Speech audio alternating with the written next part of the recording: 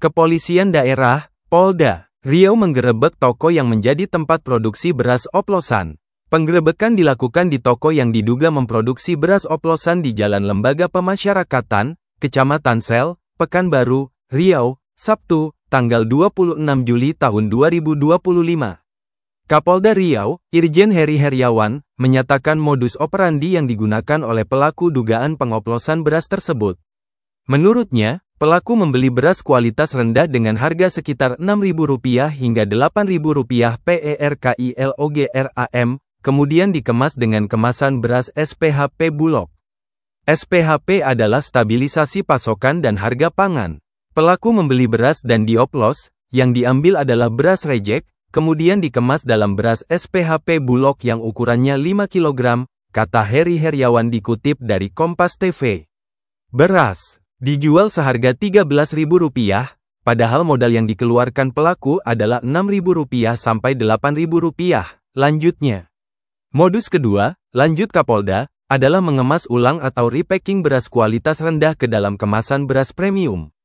Ada repacking beras yang kualitasnya rendah, yang diperoleh dari salah satu kabupaten di sini, kemudian dipack dalam kemasan beras-beras premium, seperti Aira, Family dan Anak Darah Merah, ucap Kapolda. Mengutip Kompas.com, dalam penggerebekan tersebut polisi menangkap seorang terduga pelaku berinisial R, yang diduga distributor beras oplosan. Menurut Heri Heriawan, tindakan ini mencederai program pemerintah melalui SPHP yang bertujuan menyediakan beras berkualitas dengan harga terjangkau. Ketika pelaku serakah justru merusaknya untuk keuntungan pribadi, itulah yang disebut Presiden sebagai serakah nomiks, ucapnya mengutip pernyataan Presiden Prabowo Subianto. Direktur Reserse Kriminal Khusus, Direskrimsus Polda Riau, Kombes Ade Kuncoro Ridwan, menambahkan, pelaku diduga membeli beras rejek. Beras rejek sebenarnya tidak lolos seleksi kualitas dan seharusnya digunakan sebagai pakan ternak.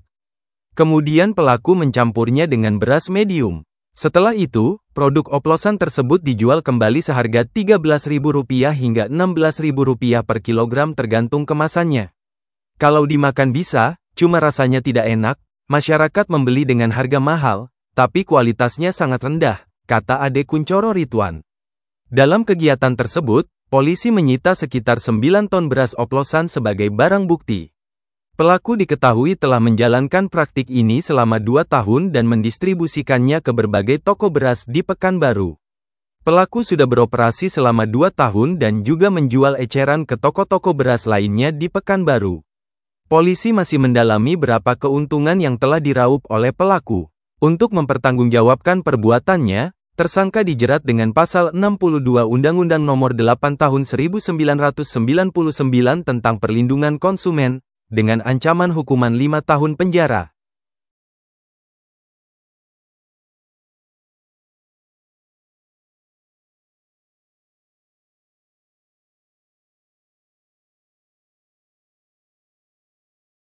Download Tribun X sekarang, menghadirkan lokal menjadi Indonesia.